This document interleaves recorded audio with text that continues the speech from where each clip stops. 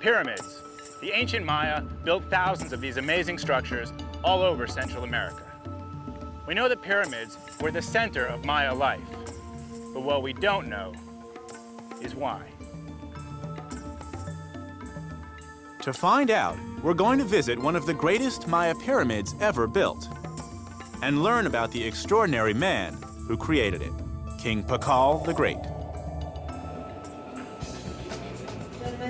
Our quest will start in the city Pakal built in southern Mexico, Palenque. And I've got a lot of airports to get through on the way. This is a new one, just in case I lose the old one.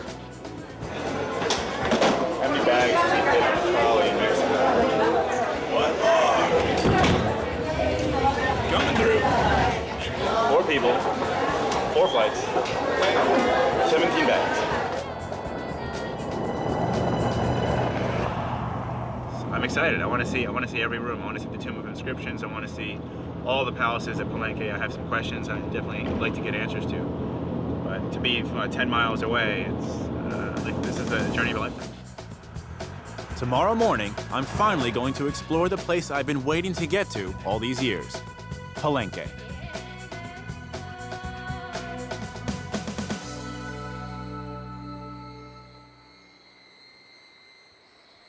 It's dawn, and the jungle is coming alive. And everywhere are the most amazing ruins.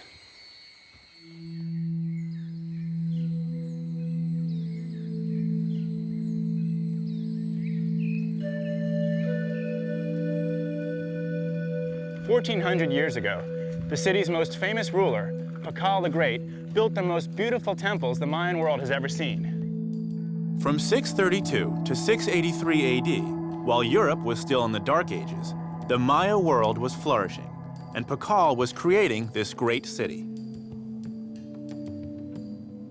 They say he was a ruthless warlord, but he must have been a great architect too.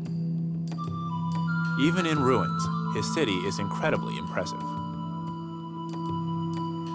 As I walk around the ancient palace, I try to imagine what this city was like in Pakal's day. The crowds of Maya warriors, the traders, and the nobles he would have seen as he walked around Palenque back in the 7th century.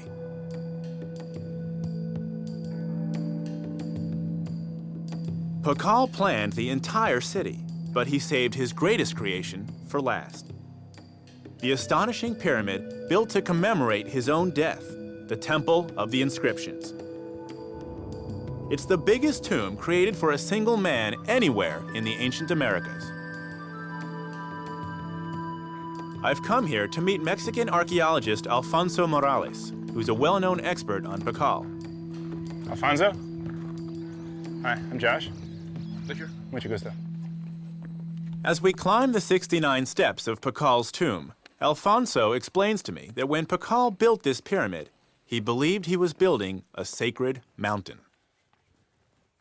You're trying to build a mountain, he said? Mm-hmm. Well, why build a mountain here, though, and there's a mountain right there?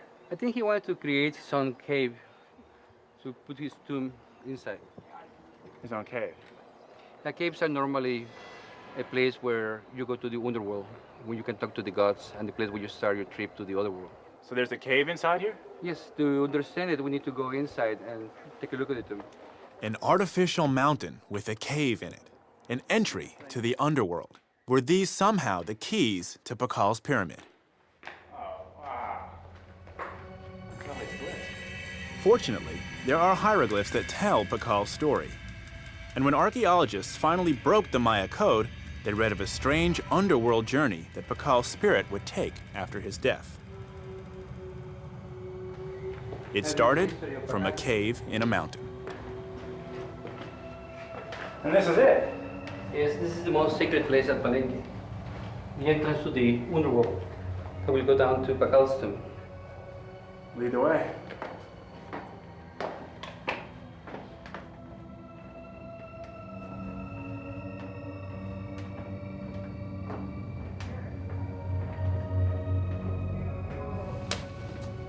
The stairway seems to go down into the blackness forever. It's narrow and steep, and the limestone steps are slick with condensation. It would be all too easy to slip. and it's a long, long way to the bottom.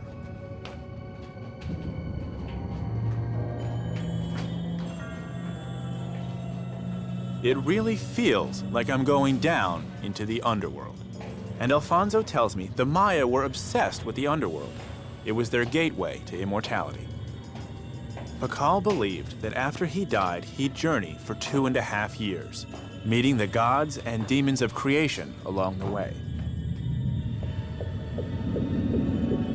He was sure he'd finally be reborn as a god himself.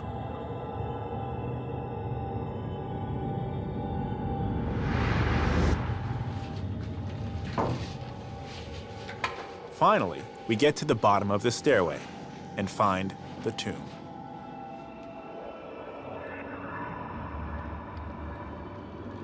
So this is it. This is his cave. This is the famous cave of Pakal.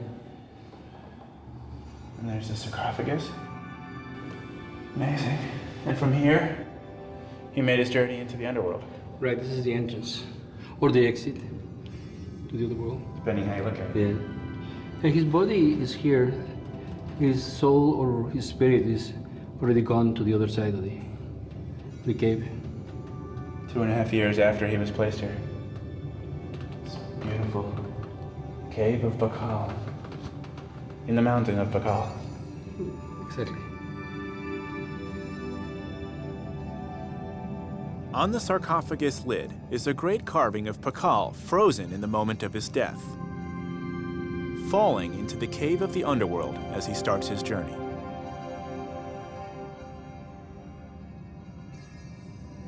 And then Alfonso gives me the most intriguing piece of the puzzle about Pakal's pyramid. The Maya believed that his spirit would be carried from his sacred mountain cave by a river. Pakal's journey to the afterlife was a journey down a subterranean river. But there's no river at Palenque.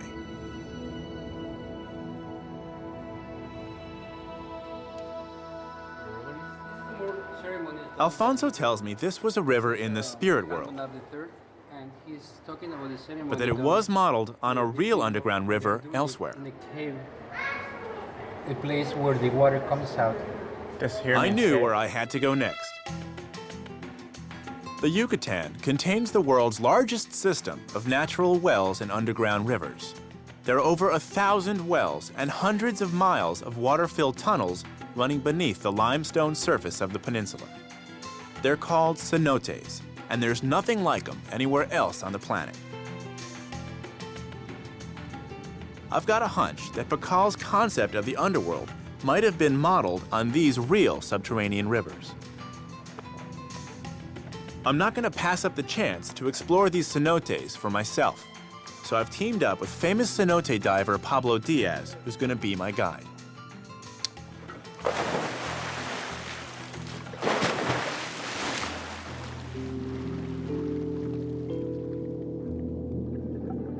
The underwater world of the cenotes is one of the most beautiful things I've ever seen. The water is 75 degrees and crystal clear. There are stalactites everywhere. And beyond them, tunnels and caves stretch away in every direction into the blackness.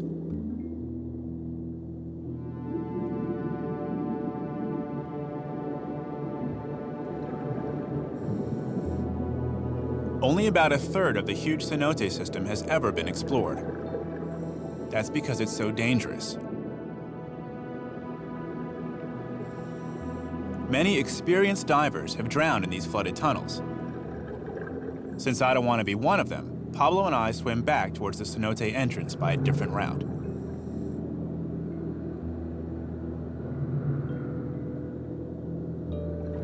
The network of tunnels seems to be endless, and away from the light, they all look the same. I can see how easy it would be to get lost down here.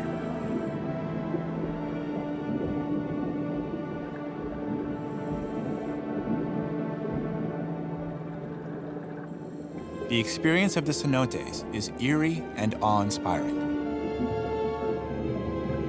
This is stunning.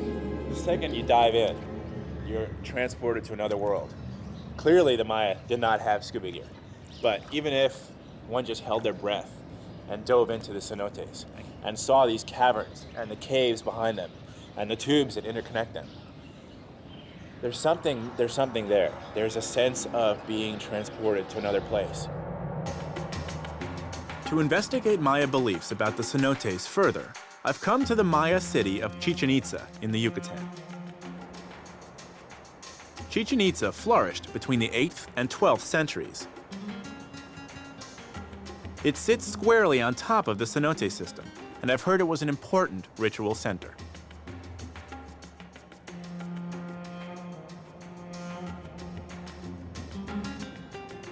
I'm on my way to meet archaeologist Rafael Cobos, who I hope can tell me more. Rafael? Hi. Mucho gusto, I'm Josh. Welcome. What was it about Chichen Itza that was so important? At Chichen Itza, we have the sacred cenote. Why was the cenote considered sacred? It's the entrance to the underworld. Pilgrims came during pre-Hispanic times from all over the Yucatan Peninsula. For the pilgrims, that was the entrance to Xibalba, the underworld. Wow. This is the sacred cenote. That's right. This is the entrance to Xibalba. It's beautiful. The Great Cenote is stunning, but how do we know it was an entrance to Xibalba, the Maya underworld? It seems that from the time of the Spanish conquest of the Americas in the 16th century, stories had circulated of strange blood rituals performed here in which children were sacrificed to the gods of the underworld. To see if these stories were true, one of the very first archaeologists of the Maya, Edward Thompson, decided to dredge the cenote in 1904. He found lots of evidence of ritual offerings. At first, it was only objects, figures of gold and jade. But eventually, he found shocking confirmation of the old stories about the cenote: human bones. Lots of them. The Maya of Chichen Itza were performing human sacrifices, offering their victims to the gods of Xibalba.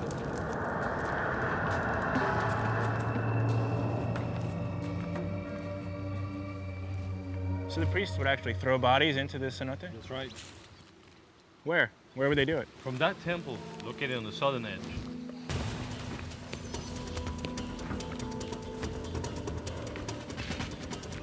The gruesome ceremonies at the Great Cenote are more evidence the Maya really did believe cenotes were entrances to the underworld, where the gods and demons of creation lived. But are these the actual subterranean rivers Pakal believed he would travel down after death? Now I really want to explore them more. Where are we off to? This site is called Temple of Doom. Really? Sounds interesting, huh? I understood that there's a parallel between the pyramids and mountains, but I had no idea that the caves were so important. And going into Pakal's tomb, I got a sense of this whole building was made just for this cave. And then to find out that the cave was only an access point to the rivers, and then the journey through the cenotes, just my whole concept of the Maya religion exploded. The tourist beaches of the Yucatan Peninsula may seem like a strange place to search for the secrets of Pakal's passage to the afterlife. But beneath these beaches are the points where the freshwater cenote system meets the sea. One of them is the cenote they call the Temple of Doom. I'm hoping my guide, Pablo Diaz, and equally famous cave diver Gonzalo Arcila can tell me more. I was wondering, I've heard that there are these tubes that go from the cenote bottoms all the way into the sea. Yeah. And I was curious if there's one around here that we could explore, and two, if I could actually make that journey through the tube. It's not a pretty dive, and it's a technical dive. I understand it might not be pretty, but I guess what I want to explore is why the Maya thought this was a passage to the underworld. And I'm hoping that even if I can't see anything, seeing nothing would still be valuable, because it would give me some insights into what that journey was like. How dangerous is it? When the fresh water meets the salt water, that the visibility becomes completely blurred, and it just becomes very eerie, and it really takes your breath away for a minute. It's quite a trip. So I guess what I don't understand are the risks. We consider it dangerous. The cave splits in several directions, and one mistake will lead to a very dramatic ending you don't want to have. I'd be stuck, basically, Yeah, once in a hole and I couldn't get out. So I would just stay there until I ran out of air. Yes. Yeah, I don't want that either.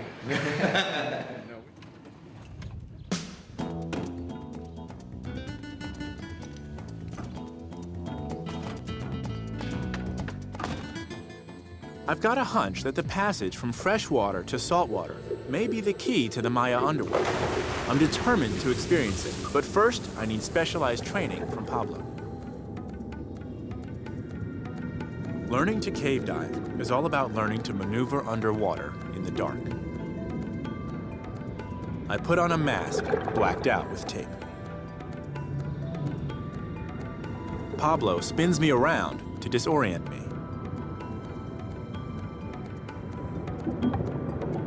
Then, in total blackness, I have to secure my line and then find the lifeline that would guide me out of the cave.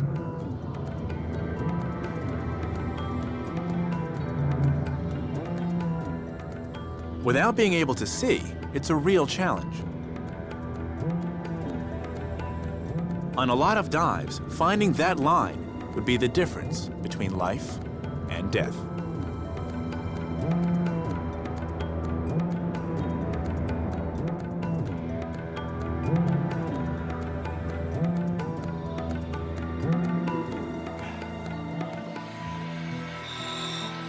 It's so beautiful down there. That was a great job. How did you feel doing this tour? That was fine. That was fine. Just went right to the rope, right? Yeah, you did a great job. Thank you. Okay, let's go for a dive. Finally, the moment has come for my dive to the sea. We'll see if I live. But if it works, I come through, and as I come up, I'm a god. Definitely. I'm officially reborn as a god, and the crew is aware of that. My accommodations will be upgraded significantly. Temple of Doom. We're almost there. So the steep slope. I'm on my way to the cenote called the Temple of Doom, and the point where freshwater and saltwater meet. Divers call it the halocline. And I've heard a theory that the Maya believed the halocline was the meeting point between this world and the next. Could this possibly be true? And we'll go through the halocline. When we go through the halocline, that's the transition to the salt water. Remember, visibility will be lost. And it's like a big psychedelic blur. This is a cenote. This is stunning. Imagine walking in the jungle and suddenly finding out this. One short leap in. I say, let's go for it. Pablo explains that at the Temple of Doom, there's a constant flow of water to and from the sea. The cenote system is like a giant lung, which breathes in salt water from the sea at high tides and exhales it at low tides. We hope the halocline is not too far away. Ready for the plunge? Ready for the plunge, baby.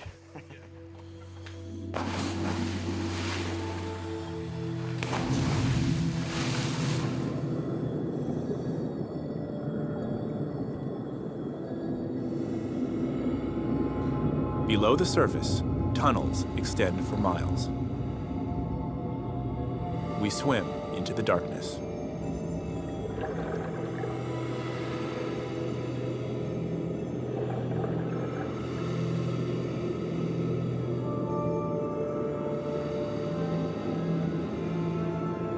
"15 minutes in and still no sign of the halocline. It's much farther away than we'd hoped, deep inside the dangerous blackness. We swim on. The stop sign is a warning. Beyond this, there are no lifelines. We're in uncharted territory.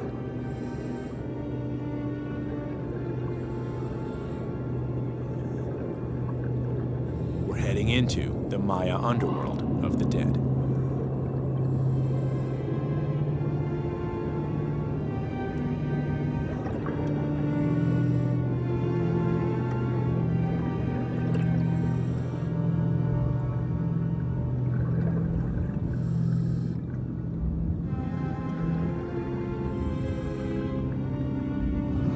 finally, we see the halocline. It's astonishing. An invisible barrier throwing everything out of focus. A shimmering wall of water. And then suddenly, we're through, into the crystal clear salt water of the sea.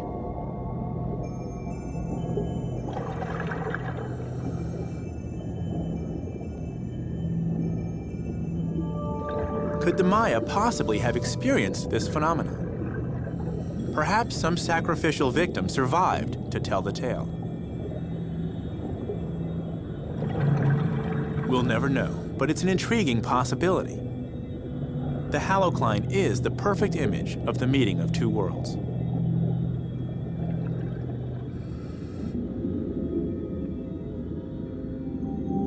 The subterranean rivers of the Maya underworld are an unforgettable experience, but I still have a lot to find out about Bacal and his temple. So 2 planes, and 6 hours later, we've made it to Guatemala City, and the adventure continues. With archaeologist Rafael Cobos at Chichen Itza, I try to connect the dots. The connection is the creation myth, also known in the Maya as the Popol Vuh. The Popol Vuh states that bodies of water and temples, mountains, are always related with the underworld. Rafael tells me the Popol Vuh is the Maya book of Genesis and one of the very few Maya texts to survive the Spanish conquest. For centuries, the Maya had carefully written down the stories of how their gods created the world. But in the 16th century, Spanish conquerors declared Maya religion to be the work of the devil and set out to destroy it. Priests consigned thousands of priceless Maya texts, the heart of Maya religion, to the bonfires of the Inquisition. Only a handful survived. One was the Popol Vuh. It was discovered in the highlands of Guatemala, in the town of Chichicastenango. Since it sounds like the Popol Vuh might have the answers I'm looking for, that's where I'm headed next.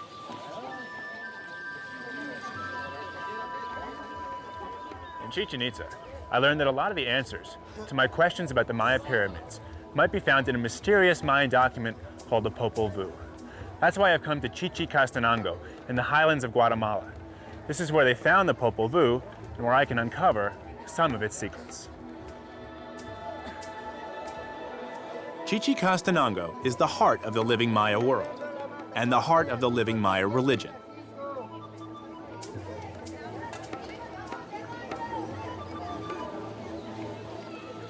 I think there's someone here who can help me understand the Popol Vuh. His name is Benicio Peña, and he's been living with the Maya in the highlands for years. Benicio? Yeah? Hey, how are you? Bienvenido. Nice to meet you. Nice to meet you too. This place is amazing. Yeah, it's beautiful. Let me show you around. Yeah. Okay, vamos. I've never seen so much color in my life, or so much religious devotion. Benicio knows more about the Maya religion than anyone in Chichicastenango today.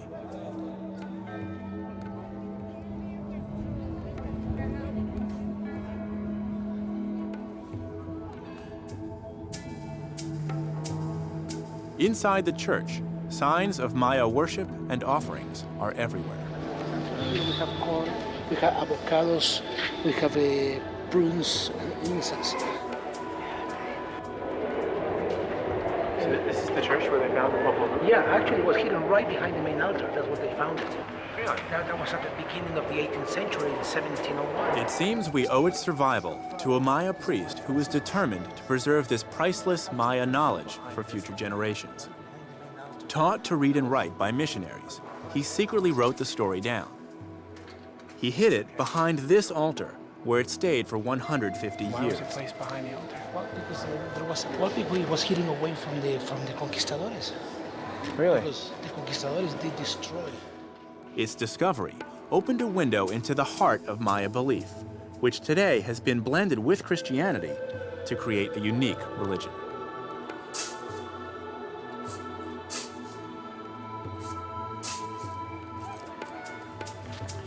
Benicio, teach me about the Popol Vuh. Okay, the Popol Vuh is like the myth of the Genesis, the Maya Bible. That's what it was.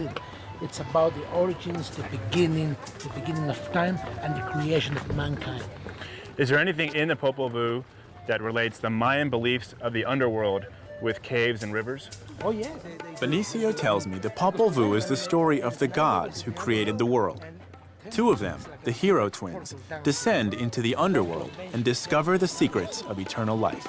The first files were, the Popol Vuh talks about it. The hero twins, Hunahpu and Xibalba, going into the underworld, but the way they go is through a sacred mountain and a sacred cave, and then through a river to reach one Could of the 9 this levels. be the key I've been looking for? Benicio says that there's something he wants to show me at the ruins of Utatlan, a Maya city just outside of town.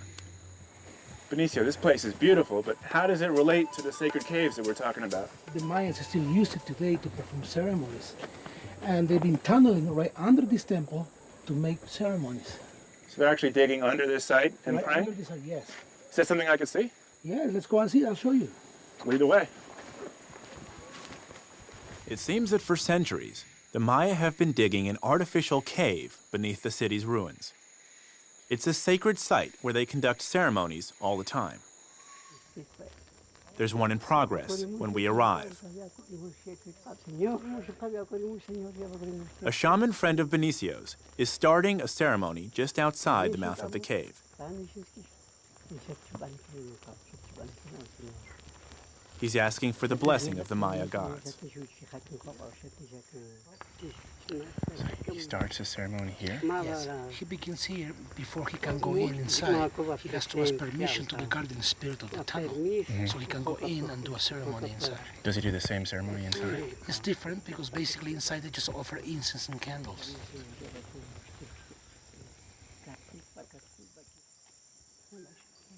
Finally, the moment arrives for the shaman and his wife to go into the sacred cave. It's extraordinary. A tunnel at least 100 yards long, stretching deep beneath the ancient city. If ever there was an entrance to the underworld, this is it.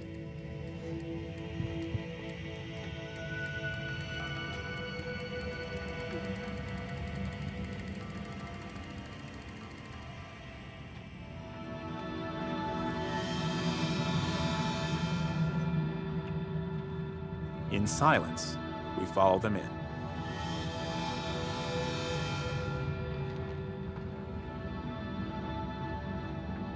I'm struck by the beauty of the sacred space the Maya have created. For 500 years, they've kept their beliefs alive here.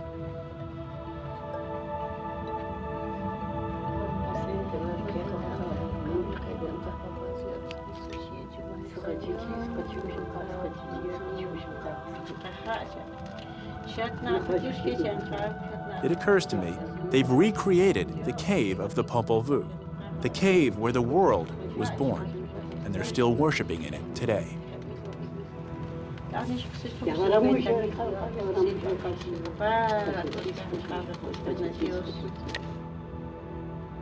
As we leave the cave, another question occurs to me. Here, and at Palenque, we have a cave in a mountain. In the Yucatan, we have underground rivers. Is there a place where all three exist together? A cave and a river in a mountain? Yeah, the Mayans believe there is a place in the high jungles of Guatemala. We call it Candelaria.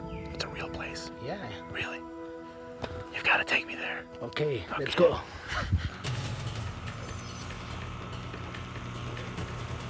The highlands are laced with rivers, and one of them is taking us down into the high jungle. The caves of Candelaria are our goal.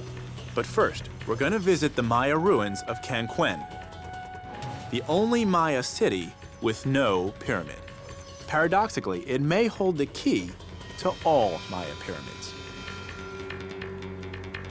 I'm excited because Canquen is the site of one of the most famous Maya archaeologists alive today, Arthur Demarest. While Benicio plans our next river trip, I go in search of Arthur. They call him the Indiana Jones of Maya archaeology.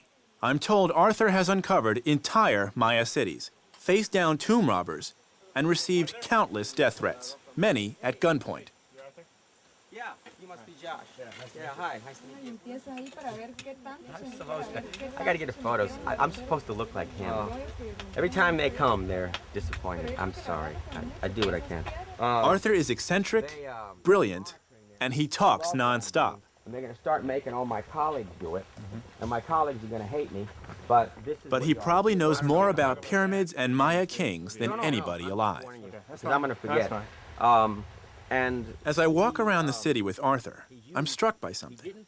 There are palaces, but no pyramids.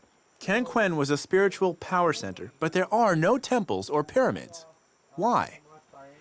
well, everything about the place can be explained in terms of the fact that there are no temples here. The core of every Maya site is this collection of temples. Maybe they've got natural temples, the real Wheats. And these are the temples of the site. Wheats means a sacred hill with a cave in it. We are at the base of the highlands here, where the Chinaha Mountains slam into the rainforest. I mean, it is a boom, just like that. And the rivers that are coming off the highlands, because these are very soft limestone mountains, they don't go over, they go through, and they come shooting out. We have them all over here.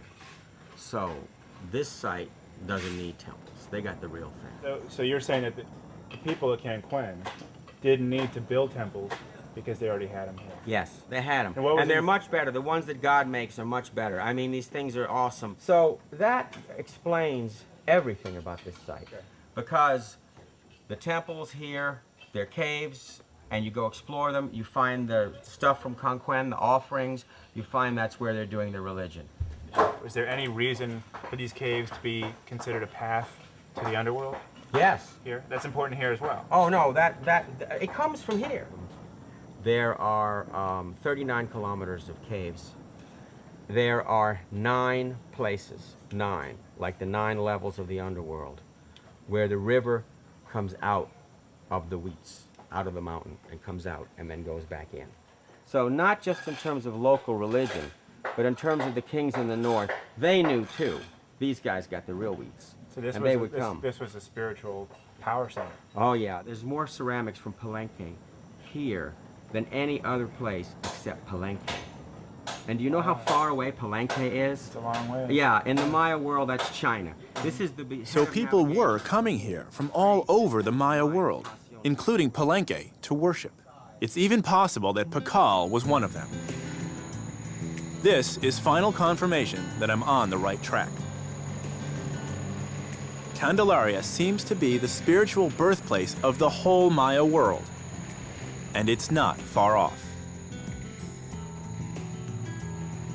And then, Benicio and I see the Wheats, the perfect pyramid-shaped limestone mountains Arthur was talking about. There are lots of them. Now we both just want to get to the river, which will take us there.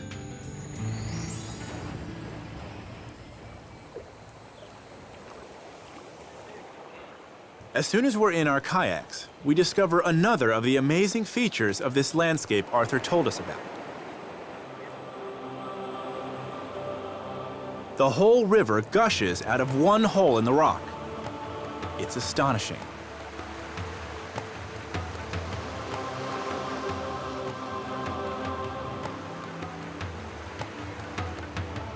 From here, it's downstream to the Candelaria Caves. But we have one last hurdle to clear.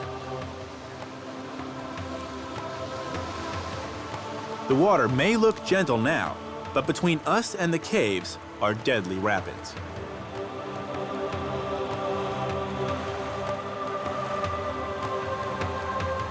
Time to get our helmets on and lash our gear tightly to the kayaks.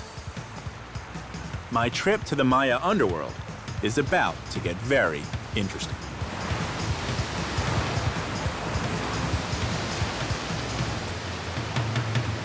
This water is shooting down into the jungle from the highlands.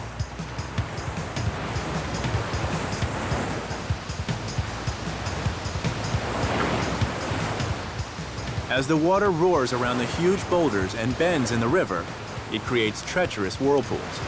Getting caught in one could be dangerous, even fatal. The river is full of massive boulders, both above and below the water.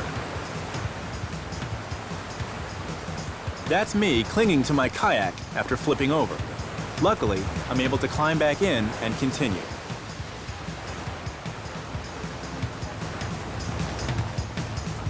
It's a harrowing ride, but Benicio and I make it through the rapids with only a few scrapes and bruises. More of the pyramid-shaped mountains called wheats tell us we're getting very close.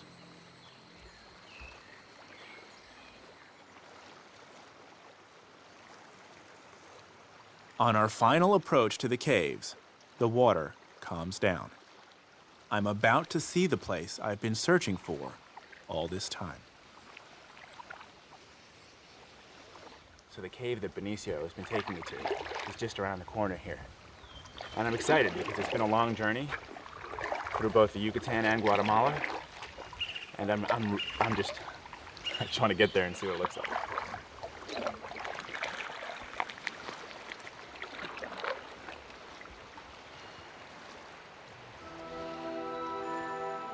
Wow.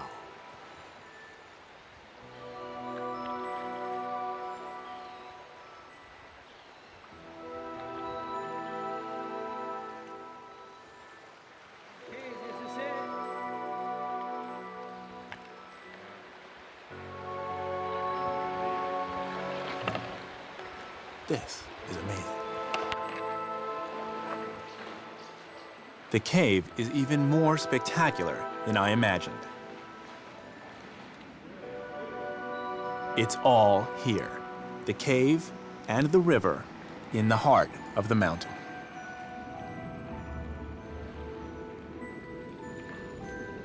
The entrance to Xibalba.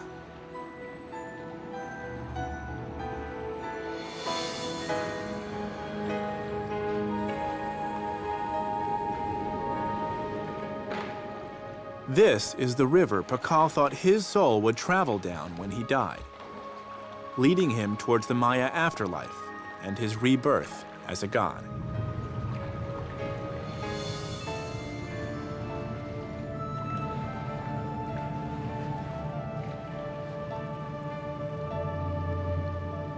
Finally, I'm in the sacred place Pakal was trying to recreate in his Great Pyramid at Palenque.